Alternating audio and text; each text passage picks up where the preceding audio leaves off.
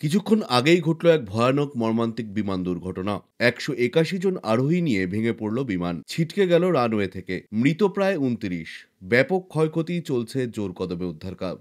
তবে ভয়াবহ এই বিমান দুর্ঘটনাটি কখন ঘটেছে, কোথায় ঘটেছে, এই দুর্ঘটনায় কতজন আহত এবং কতজন নিহত হয়েছে, কি জানা যাচ্ছে এই মুহূর্তে, কি বলছে সেখানকার প্রশাসন, জানবেন সম্পূর্ণ বিস্তারিত ভিডিওতে। তাই অবশ্যই ভিডিওটি শেষ পর্যন্ত দেখবেন এবং আপনি আপনার জেলার নাম ভিডিওর কমেন্ট বক্সে কমেন্ট করে আমাদের জানিয়ে দেবেন।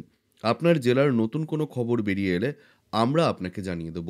একটা ছোট্ট অনুরোধ আপনার কাছে, ভিডিওটিতে একটি লাইক করবেন এবং আপনি এই চ্যানেলটিতে নতুন হলে চ্যানেলটিকে সাবস্ক্রাইব করে পাশের বেল বাটনটি বাজিয়ে দেবেন পরবর্তী খবরগুলো সবার আগে দেখার জন্য। কাজাখস্তানের পর এবার দক্ষিণ কোরিয়া।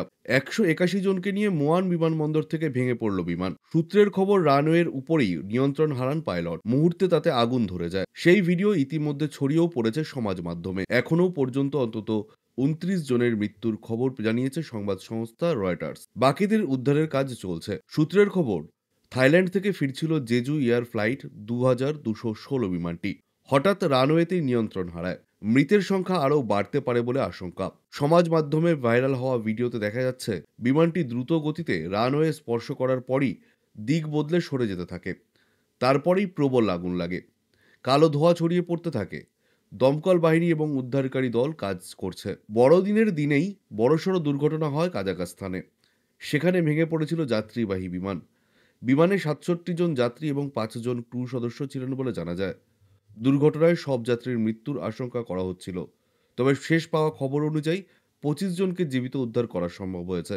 ইয়োনহাপ নিউজ এজেন্সি জানিয়েছে, ত্রুটিপূর্ণ ল্যান্ডিং গিয়ারযুক্ত বিমানটি রানওয়ে থেকে ছিটকে পড়ে এবং একটি বেড়ার সঙ্গে ধাক্কা খায়। তবে প্রাথমিকভাবে মনে করা হচ্ছে উড়ন্ত পাখির সঙ্গে ধাক্কার জেরে এই দুর্ঘটনা ঘটে গিয়ারবক্সের সমস্যা দেখা দিয়ে থাকতে পারে।